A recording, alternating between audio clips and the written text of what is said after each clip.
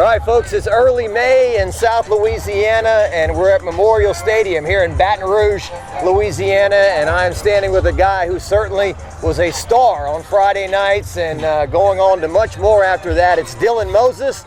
Dylan, good to see you. Good to see you. How's everything going? It's going great, man. Having a good time out here on this beautiful Saturday. So right now you're doing a camp. Yes, sir. Just tell me about the camp. What's going on today? Okay, today is a camp for the Dylan Moses Foundation. It's really held for the kids, the kids in the community, to be able to come together, have a good time, and be educated. Just educated on life lessons, and able for them to know that they are able to complete everything that they want to do in life. Awesome. So is this a free camp today? Oh yeah, it's a free camp. There were kids from 8 to 14 that were able to register. Registration started like back in, I believe, about a month ago or 2 months ago. And like I said, everyone was able to register online. They had walk-ups come in. I think it's about 150 to 200 kids here today.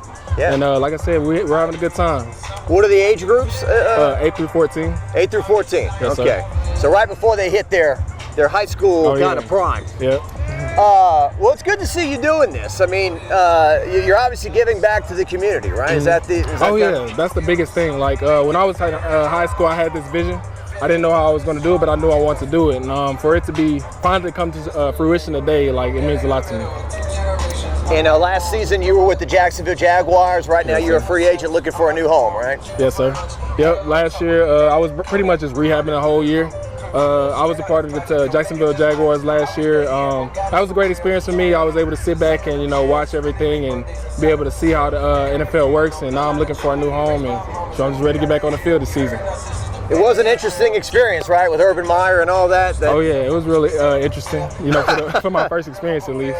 Yeah, so. Yeah. Got to spend some time with Trevor Lawrence and those guys. Trevor Lawrence, Travis Etienne. I built some great relationships with those guys, especially being able to play against them in college. So that goes a long way.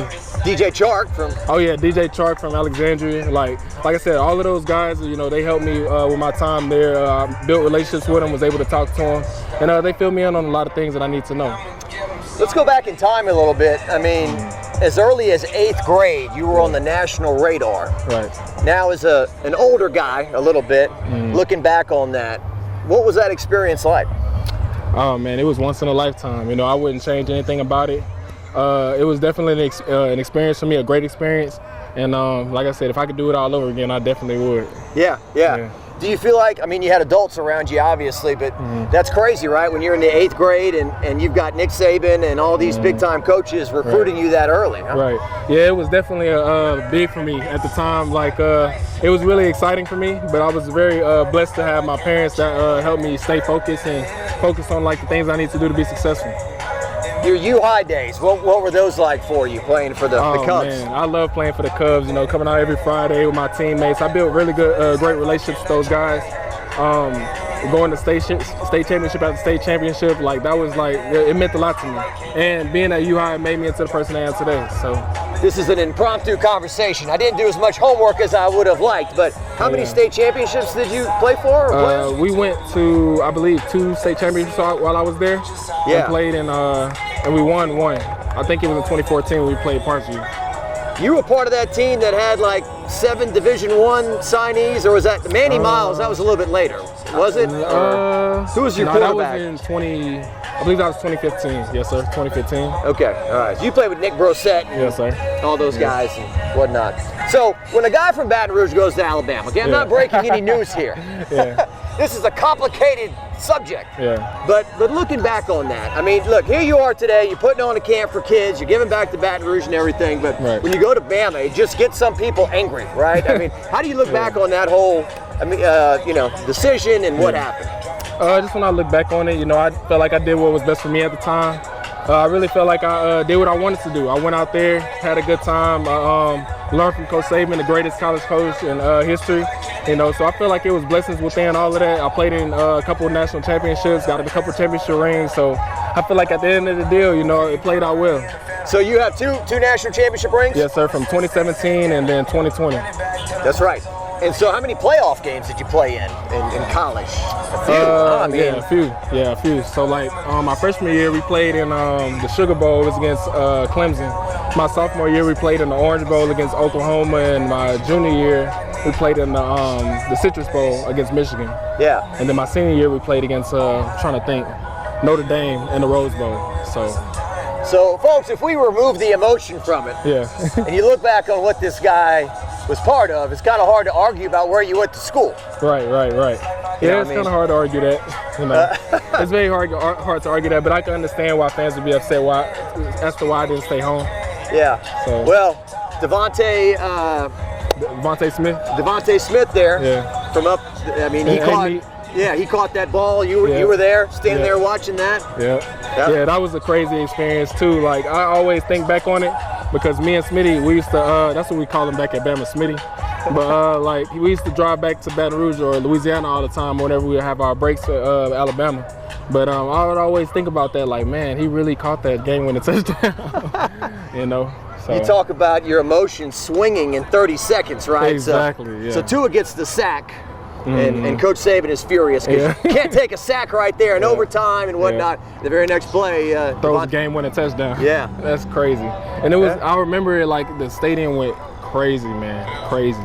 And I just remember just like feeling those emotions, like, dang, Tua just took a sack, and then, oh my God, he just threw the game-winning touchdown. You know what I mean? So it was definitely like a great experience. And like I said, if I could do it again, I definitely would. But you know, life is all about, you know, looking forward, never looking back, and I'm just ready to experience the new experiences that's on the way. You mentioned Coach Saban. So much has been written and said, and obviously about the GOAT, so to speak, of college football. Right. You got any stories? You got any, memories, something to share that kind of made that special with him? The one thing that I remember most is just like whenever we would get in those tough situations in practice, whether it was in a tough game or in practice, he would always be like, you know, you always want to finish strong in the fourth quarter. And then whenever we come in at halftime, he would always say, make the other team quit. And I feel like that carried on in my life, like as far as like carrying on and starting the same way you finish. You know, and if you start the same way you finish, shoot, like I said, you have a great chance of succeeding. Yeah. As you and I are standing here right now, it's about 82 degrees. Yeah. But you know, living in South Louisiana, we're getting into June, July when it feels like, 150 degrees out here. Oh yeah. But that's when you're supposed to really work, right? Oh yeah, for sure. And that's when you talk about the fourth quarter when the other guys are going to quit. If I can, without dehydrating and passing out. Exactly. Get myself strong during the summer. Oh yeah, summertime is definitely the best time to get yourself together. I remember countless times when I was a kid, growing up, this was the time to, grind it out. When the sun was at its peak, it's 3 o'clock in the afternoon, 2 o'clock in the afternoon, it's hot. That's when you want to be on the field grinding. And I feel like I know I did a lot of times with my father. It's like in the field by myself. When I think about those days, it really helped me turn into the player I am today and the man that I am today. And I don't give up easily on things that I want. And when it comes to hard work, I know that's instilled in me. So, like I said, I just want to be able to instill that in these kids and year after year make it a better and better event. Awesome. In 2019, that's when you had the knee injury, right? Yes, sir. In camp? Yep. Was it tough watching that game that year when LSU came in with Joe Burrow and everybody? It was very tough. Like, knowing the year before, we shut them out in their own stadium and then come back in 2019 and like, me knowing that I could make a difference and not being able to, that it killed me. LSU won the game. Yeah. They outplayed Bama that day. It was one time they beat Bama in the last whatever. Yeah, it was definitely fair though. They played a tough game. They did what they had to do, and like they came into our house and they beat us. So it was definitely a fair win. Christian Harris is another guy who went to U-High, goes to Bama. Mm-hmm. I remember when he was getting recruited, he was going to A&M and LSU maybe didn't want him to play certain positions. Right. I can't remember exactly, but talk to me about him and him moving forward now. Man, Christian is my guy. That's what a lot of people don't know, is that me and Christian actually knew each other since we were like really like small kids. And we ran for this track team called KY back in the day. And we went from there playing the Little League together. He played on a different team than me, but he's pretty much followed me everywhere. And like I recruited him at Bama. He was really leaning towards Texas A&M. And I told him, man, if you want to be successful, come to Bama. So he came and brought him under my wing. Had his great times there. Was really successful. Won him a championship as well. I'm happy for him. And shoot, now he's out there with the Houston Texans. Houston Texans have a great player, a great person. Yeah. So. And then Chris Allen from Southern Lab, right? Yeah, he was with you guys too, right? He was like an all Baton Rouge linebacking core. Yep, that's actually my best friend too. Like Chris, we actually played for the same Little League team, grew up. He went to Southern Lab, I went to University Lab. As far as us going to school together, whenever he saw I went to Alabama, he knew then he was going to go to Alabama too. So, yeah. We actually made our times better at Bama, just us being there together and knowing each other for a long time. So, yeah. You know, it was a great time there, man. We had a lot of memories. Chris's dad is a great guy. We do a charity softball tournament every year, and he's an umpire. Comes out every year, and it's during the summer right before the build-up for football, and he always talks to me about what Chris is going to do this year and this and that. So that's great. So so good deal. Well, all right. Looking to move forward here, and that's the horn telling this guy he's got to get back to work, right? But tell me about your little brother too. Yeah. Little brother. Keelan is he's doing well right now. You know, he's going into his sophomore year. He has several offers right now. And the main thing is I try and tell him to keep his head on straight and to not think about, you know, the things that you can't control and focus on the things you can control, as far as like, you know, taking care of your body and making sure you're ready for the season. Because it's easy to get the big head. It's easy to think that, you know, you've made it, you know, when in reality, it's only the beginning. Yeah. And, you know, and I just want him to have the best experience possible and learn from what I didn't do, you know. So that's the biggest thing. Talking to you right now, you're obviously a real personable guy, real spoken, articulate, intelligent, you know, successful. What do you think has been the most misunderstood thing about you, just because you went to a different school than the home school? I feel like the most interesting or misunderstood thing about me about going to Alabama is just knowing that, you know, I'm the type of person when I do something, I do it for a reason. And for me, like, it was just to be able to focus. You know, I knew if I stayed home, I wouldn't have been as focused as I needed to be, and I probably wouldn't have been able to do all the things that I need to do. And I just feel like going out of state, whether it was Alabama, USC, or Texas, I just feel like it would have been the best thing for me. Yeah. So I could be able to be successful and, you know, complete my goals. Because I had a lot of things for myself that I wanted to do. So being able to go out of state, I feel like that was a great thing. What do you think about all the huge changes in college football with the NIL and the transfer portal and all this stuff? I mean, it's a whole new world, right? Yeah, I mean, I know, right? Shoot, I wish I had it going up there.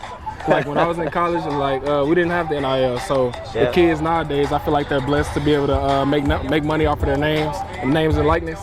And like I said, I just feel like that's a great thing to have nowadays for kids going forward. Because I feel like for them to be able to make money off of their own name, I feel like that's their right. You know, so kudos to them, and I wish them all the best. Because like I said, man, they're definitely living in the blessing.